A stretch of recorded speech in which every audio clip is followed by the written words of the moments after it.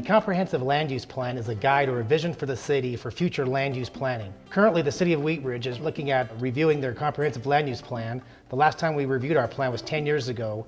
It's imperative for citizens to come to the meetings to view the future of the city and look at what the future land uses could possibly be that City Council will be looking at in the future.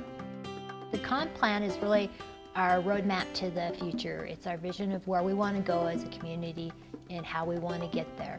It directs our land use, it directs our parks, our open spaces, as well as where we want to invest our money in our capital improvements. It's really the basis or the foundation by which most of the major decisions in the city are made. When we talk about a town center, where do you think town center opportunities are?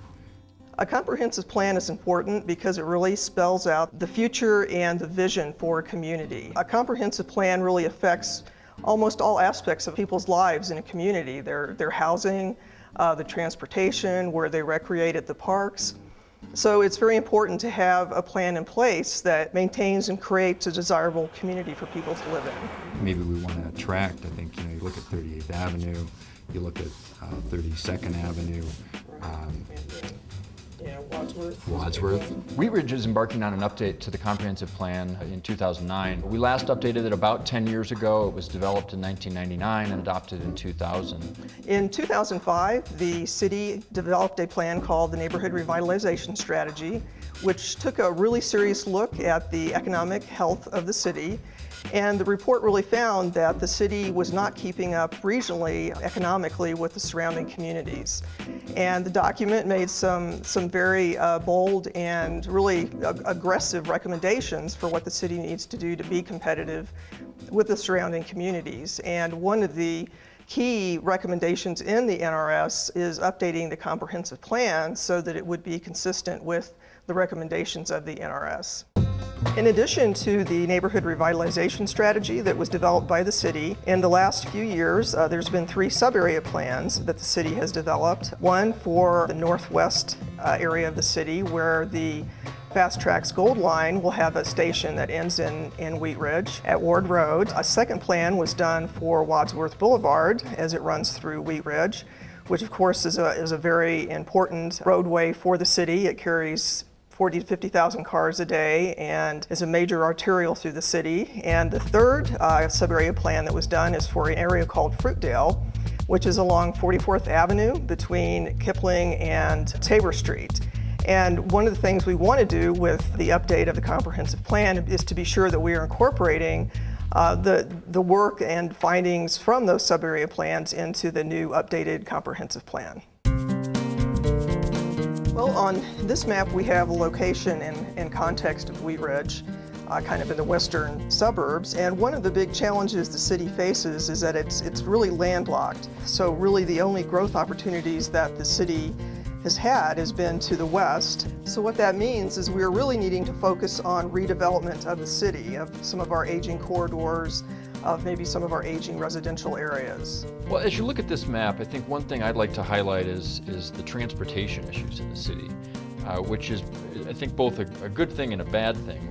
The good thing is we have great access to the arterial street system, Wadsworth Boulevard, major arterial roadway in the city, likewise for Kipling, 2 north-south roads, and then east-west as well, 38th Avenue, 32nd Avenue, great access into the downtown Denver area. On the flip side of thing, from a highway network standpoint, we also have great access to I-70. I think one of the things that the citizens and residents of Wheat Ridge love is what great access they have to the mountains. Some future opportunities to look at with the Fast Tracks program for RTD is the fact that the city is going to get a light rail, a commuter rail station out at roughly 52nd Avenue and Ward Road, which will give you great access into the downtown Denver area as well. The challenge with having all these major transportation facilities in the city is that they do have an impact. So it's a matter of striking a balance of the impact of traffic congestion and traffic noise on the quality of neighborhoods. This map shows the age of commercial structures within the city of Wheat Ridge. And what it indicates is that the majority of the commercial structures in the city were built before 1970. Meaning that we really have an older stock of commercial structures along our major corridors, as you can see on Wadsworth Boulevard, 32nd Avenue, Kipling, and on 44th Avenue. And that means it really makes it more difficult for the city to compete when we do have the aging structures that we do. This is a map that depicts, in a general sense, existing land uses. So it categorizes by commercial, by industrial, parks and open space, and residential. So the yellow is residential, the reddish color is commercial, so that would be retail and office. The green and the blue are lakes and parks or open space, and the purple is industrial.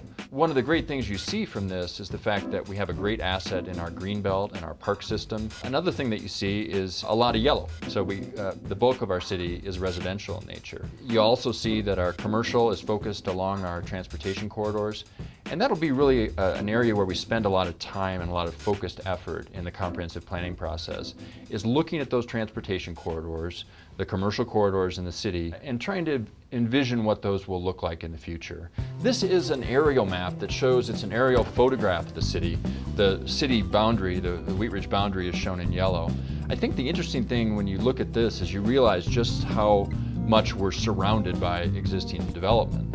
Unlike a suburb that's more on the fringe of the Denver metro area, Wheat Ridge doesn't have any what they would call greenfield development opportunities, raw land where there's never been development before.